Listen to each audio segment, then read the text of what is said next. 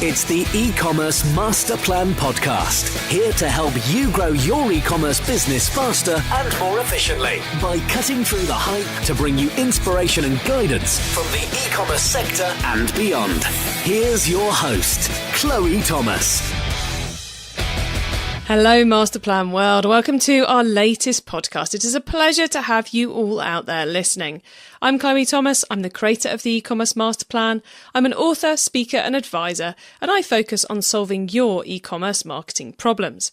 If you have an e-commerce problem you would like my help solving, then head over to ecommercemasterplan.com/solve, SOLVE, where you will find all the details of how to get my help. Let me introduce you to today's special guest. Roberta Perry is the founder of Scrubz Body, an online and physical store selling skincare products. Roberta launched the business in June 2006 and is currently on track to have her best year ever, with a turnover of $150,000. Hello, Roberta. Hello, how are you? I'm good, thanks. How are you? I'm great. Excellent. Well, look, I've given our listeners a quick overview of where you are at the moment, but how did you get started in e-commerce? It kind of found me. I started in 2006, but it really, my story began the year before when I was doing another business. I was an at-home mom doing as much as I could, but it was taking its toll on my own way of sort of taking care of myself. You know, I was doing all these freelance jobs and running around. And so I was at a meeting one day and I literally started scratching my elbow and I started bleeding. And I was like, wow, my skin is that dry that I just broke through the skin.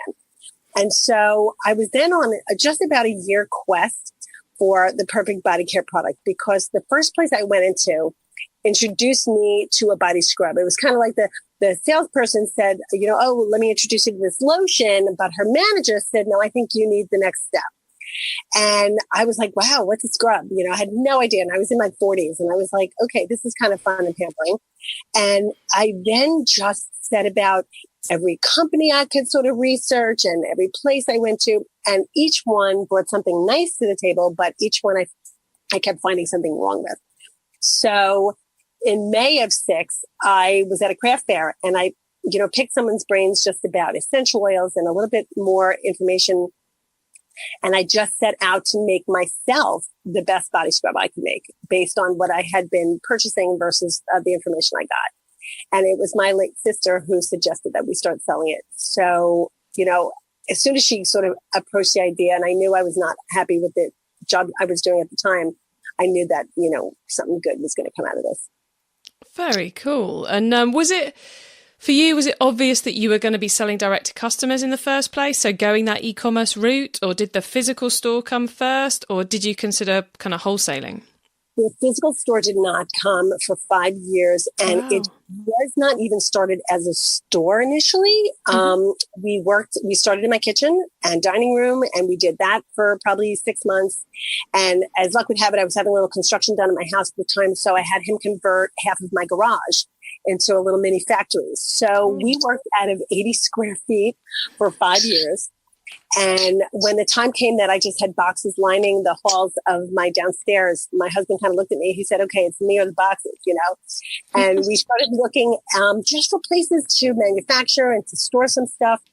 But when local customers recognized that we had changed the address on the label, they were like, oh, that's so close. Can I come and pick it up? So my sister and I my sister was incredibly creative and, you know, I'm very DIY.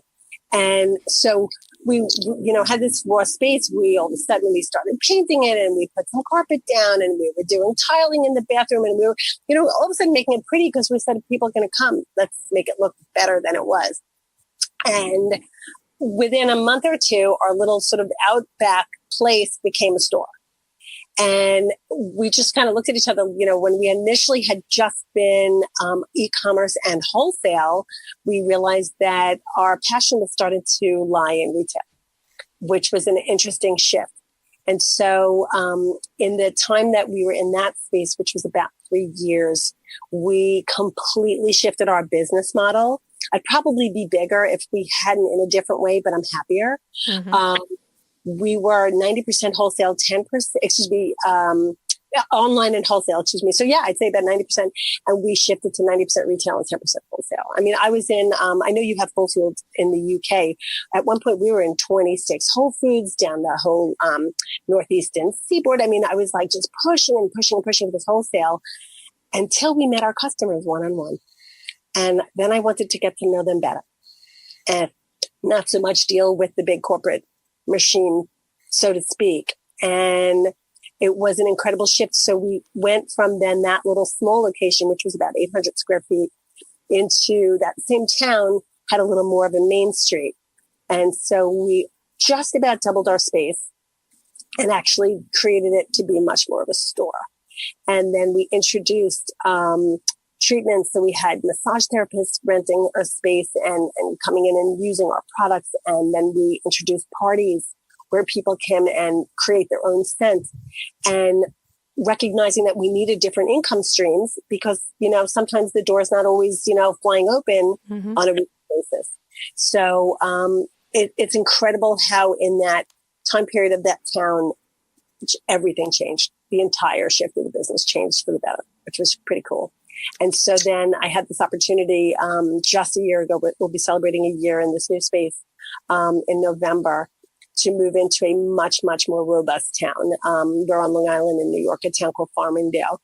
And the town itself has gone through a complete resurgence with just multiple restaurants opening up and new little cute stores and new apartment buildings. And so I had the chance to become one of the retail spaces in this apartment building. And my sales are pretty much doubling monthly. It's just unbelievable. And I'm getting new customers weekly. And, there's such a whole different vibe that I sort of sense, I feel my sister's, presence on my shoulder, just going, told you so, which I love the fact that you kind of started off with the product to solve one of your own problems and then evolved it to start selling it to other people. And then when you actually got connected with the customers, it was like, yeah, I just need to serve them. And yes, the way I need to do that is with a physical retail store, with the e-commerce there helping things keep ticking over. I think that's I think it's a journey which a lot of people almost go on, but they get too scared to make the changes. It is not for the faint of heart. That is a fact. Yeah. But if you I have plenty of friends in the business now. I mean, that is probably my single greatest success is the people. And not just my customers, but the other makers that I have been lucky enough to associate with and connect with is just unbelievable and a godsend. And I watch some of them almost like a mother hen because I started so much later. I mean, I'm 56 now and it's like, I want to travel and I want to do things. And I had an established career prior to this. So, my focus on what direction the business was going in was so different than watching some of my younger people in the business that are doing the same thing. And so I kind of just sit back and they're like, no, I don't want retail. I want to be in, 400 stores. And I'm like, that's amazing. But I still see that their connection is still very much customer based. And that's what I love, and don't think is ever going away about small business. And when I mean small, I mean micro small, because small business, you can be 500 people and still be considered a small business. But I mean micro small, the Amazons of the world, they're not going anywhere.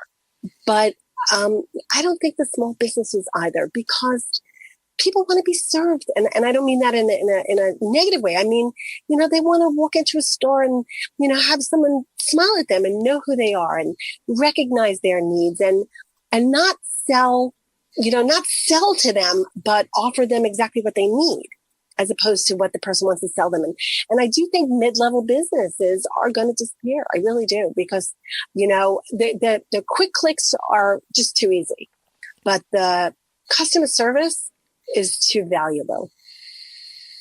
And that's what I love. So true. And your passion is coming screaming through the headphones here. Right, Roberta, let's just fill in a couple of gaps for those listening so they can understand a bit more about your business. So you're in Farmingdale.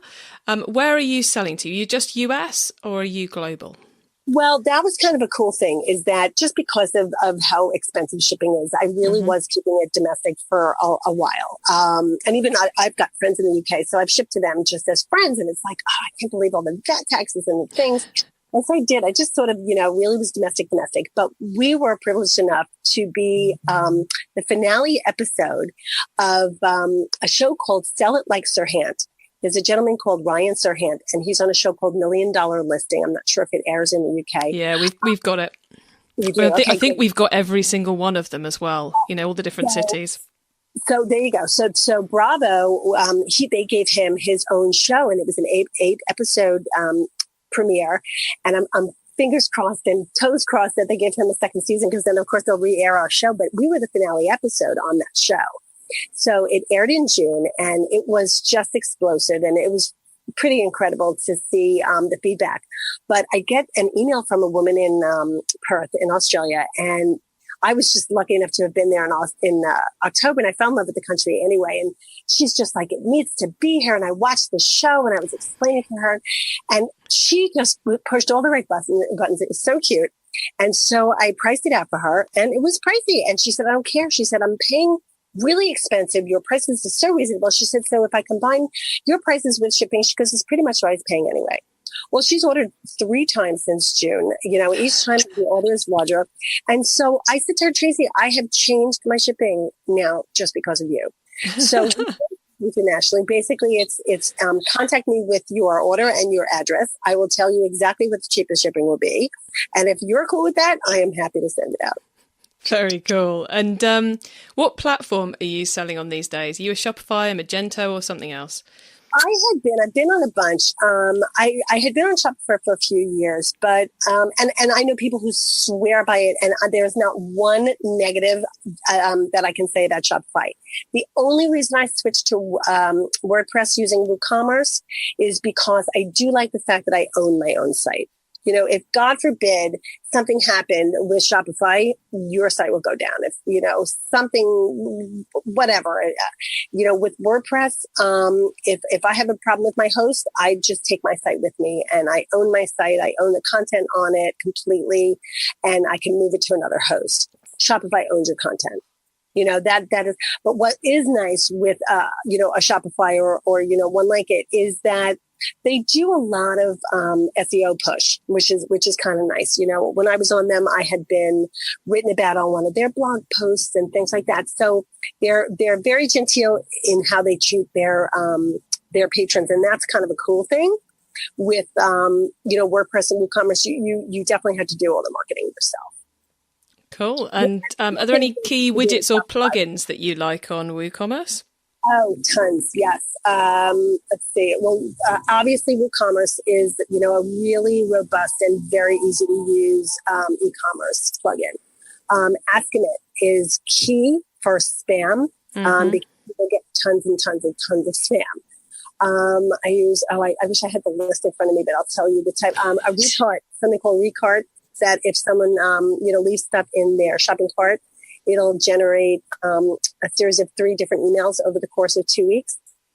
So I think that's kind of nice, because some people just got busy, and it's nice to get that, subtle reminder. So I think that's really important.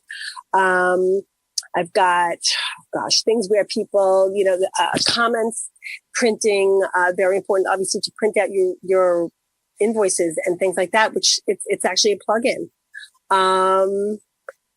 I've got plugins to use any font, which is important, that if, this way that if someone opens up your browser and they don't have the ability, they don't have the font you use, this sort of converts it, that they'll see the website as you want it to be seen, which is kind of cool. Very cool. I've not heard of that one before. That's very cool.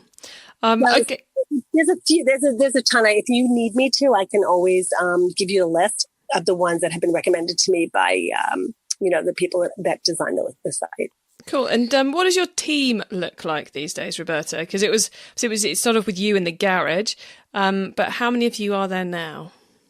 Everyone is part-time except me. It had been myself and my sister and my best friend from forever, Wendy, had helped us whenever Michelle and I were doing a trade show or things like that. So for years, it was just that. Then as I grew into the store, I needed help in the back actually making product. So I hired 2 part-time people. When my sister passed, at that point, Wendy had another job, but as she said, working with me is like just hanging out with your best friend. So she gives me both of her days off. And so she's 2 full days, and I've got 2 other people that come in 2 part-times. And it's 4 of us, but I'm still the only one putting in the full-time. But what's nice is I'll, farm things out. My social media is done by a team, which takes a big burden off me as far as Instagram and that kind of stuff. But yet I kept Facebook myself, and I do my own newsletters and I do my own blog posts, because I tried someone else for a while and I found that as good as the writing was, the voice was not as authentic as I wanted it to be. And, so I'm recognizing that things that I'm not as good at, let other people do it. It really frees up time, and your time is more valuable than that. Like stuff you are good at that connects you to the audience that you are trying to hit. I like to keep that personal, and I'm finding it helps. And is there anything else you're outsourcing at the moment other than the Instagram and such things? Well, like I don't want to make soap and I don't want to make bath bombs, but my customers want them. So I send the scents, of our 5 most popular to makers, and they send me back. So I've got these like candles and sparkle stones made by Sparkle Fly Candle Company, and my soap was made by Alegna Soap, and my bath bombs are made by Lotion Bar Cafe. And it's people I know and trust. And what's nice is I can package up a beautiful basket for my customers with my scrub, my lotion, but the soap, bath bomb, and these beautiful sort of potpourri stones, it's still a basket of the same scent, but it's I don't have to worry about it. I said to someone, soap making for me it's like the difference between cooking and baking. I go, there's way too much like measuring and perfection, and my daughter who's a pastry chef, she'll ask me, because I'm like, oh, I had a little more salt, I did a little more spice, and with things like, soap or a bath bomb where it's genuine chemistry, you can't make those mistakes.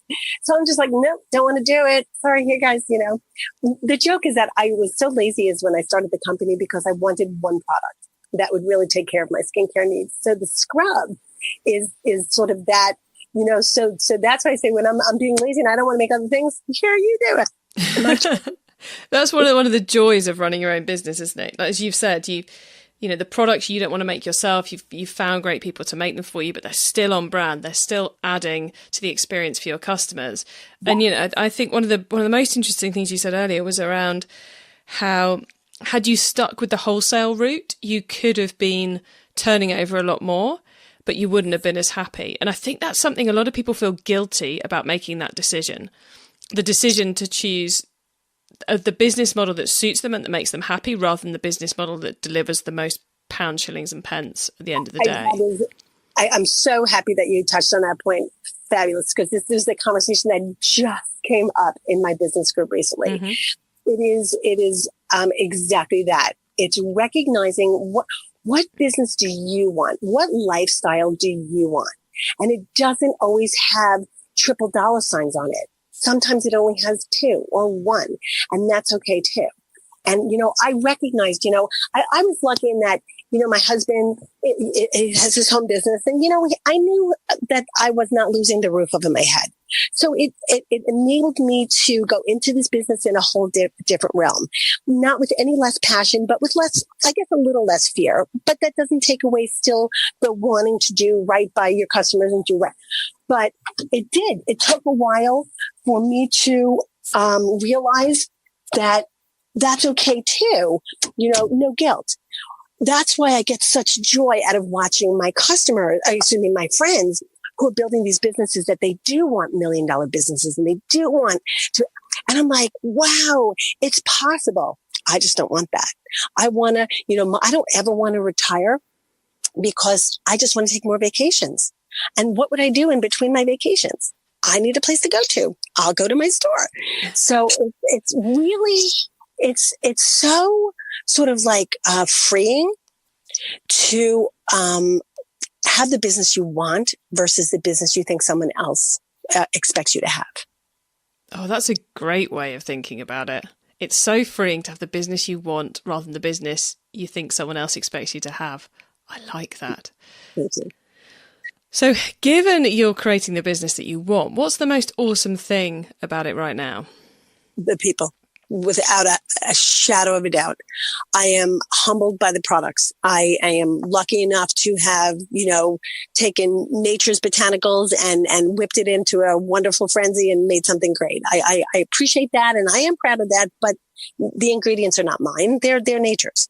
But I am proud of the customer service that not only I give, but that my sister gave and that Wendy gives, and every single person that works for us is, schooled in, not just the adage of the customer's right, but listen to the customer and understand why we might have done something wrong, or things like that. So it's just, it's the going above and beyond. It's making them feel special. It's the, so I am humbled by my product, but I am proud of my repeat business. And when customers come in and they bring friends, or they'll do a party, a perfect example is this one woman, Nina, came in over the summer. It was the first time they do street fairs in my town. So she came in during the street fair and I got to meet her.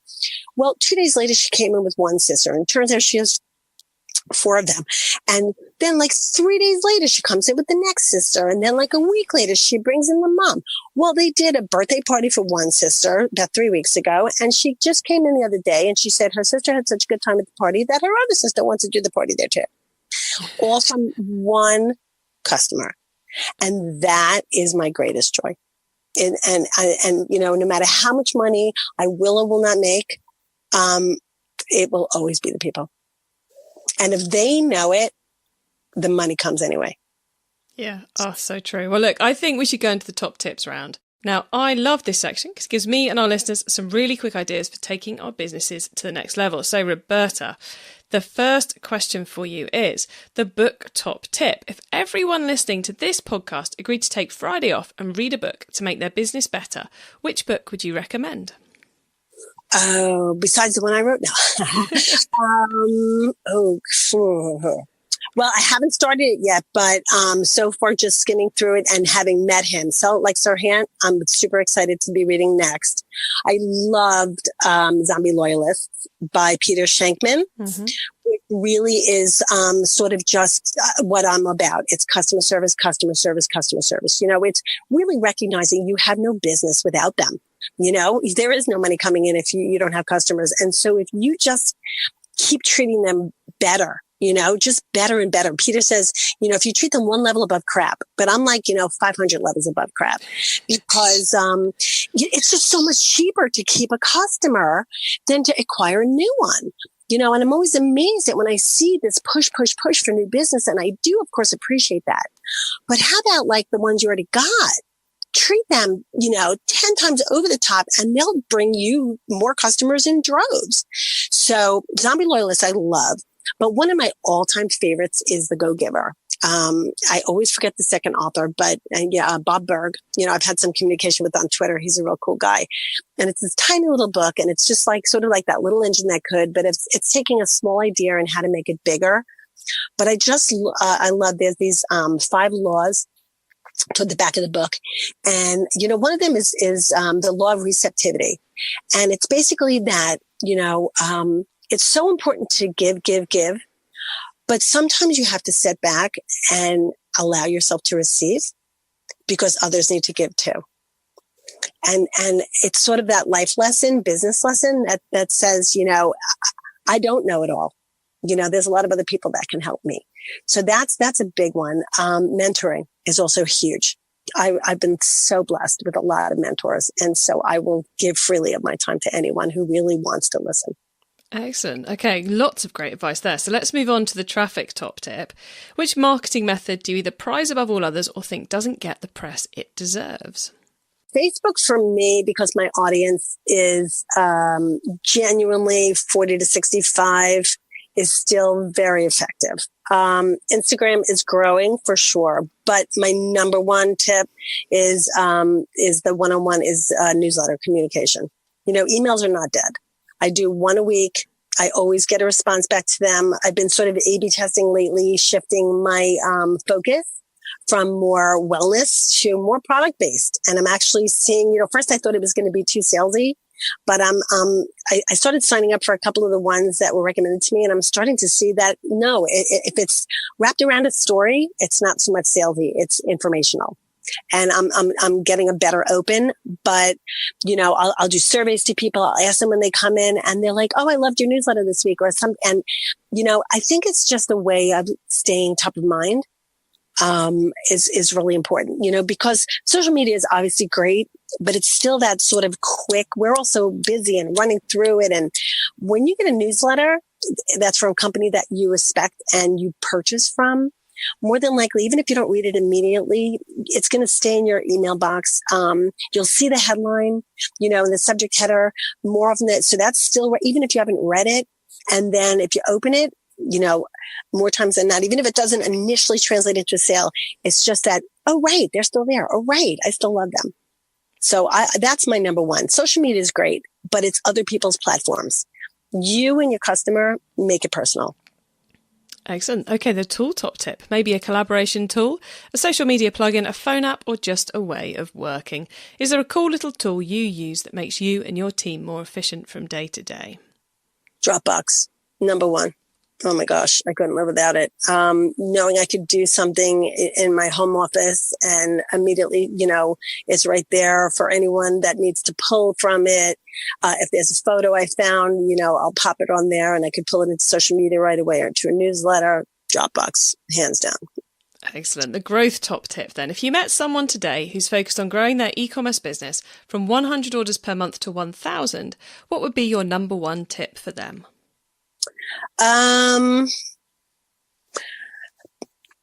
Let's see, press, PR, getting free publicity, getting your name out there. The book I wrote is actually based on Help a Reporter Out, which, again, I think you have in the UK. I know we do, yeah. Okay, they're great. Source Bottle is another one. I think they're based more UK. More Australia, but I know they're UK and Australia. And I have been able to parlay that into being picked up over 100 times. And no one is going to say it like other people. No matter how much you say it, reviews are huge. So anytime you have a great interaction with customers, ask them nicely as you can. I'm so happy I pleased you. I'm so excited. I can't wait to see you back. If there's any way you could put it out there, because I could tell customers, but if they hear from you, they'll believe it 10 times more. And they totally get that. So, getting, in front of journalists, writers is huge because you are seen as the expert in your field, but asking for reviews from happy customers is really a tremendous way to grow, sort of organically. Marvellous. Well, Masterplan World, you can find those top tips and links to everything else we've been chatting about today by heading over to ecommercemasterplan.com/podcast, where you will see a link to this show. Now, Roberta, before we say goodbye, could you please let the listeners know where they can find you and your business on the web? Absolutely. Thank you. This has been amazing. I love your questions. I love, and again, people reach out to me because, like I said, I've been mentored so much before. It helps me help you. Because every time I talk about it, it gets me super, super excited. So I am pretty much across every single platform. Scrubz with a Z Body, SCRUBZBODY, Twitter, Facebook, Instagram. You can find me online at scrubzbody.com. Awesome. Well, I'll add links to all of that and everything else we talked about today into the show notes, which again, Masterplan World, you can find those at ecommercemasterplan.com/podcast. Or just head to the website, click on the podcast tab and you'll find it. Roberta, you've been an awesome guest. I've loved listening to your story, and hearing your passion, quite frankly, has been brilliant. So thank you very much for coming on and sharing your experience. My absolute pleasure. Thank you for having me. So much passion there from Roberta. And I love the fact that, she's gone through the years of running the business. She's realised that if it doesn't work for her, it's not going to work at all. And so she's found those ways of constructing the business that brings her quite clearly so much joy as she goes through. And I think one of the best things she said in there was that, well, she was making the point that it's okay to create the business that you want. You don't have to create the business that others expect you to. Please do join the discussion about this episode or anything else e-commerce, quite frankly, in our Facebook group, ecommercemasterplan.com/Facebook.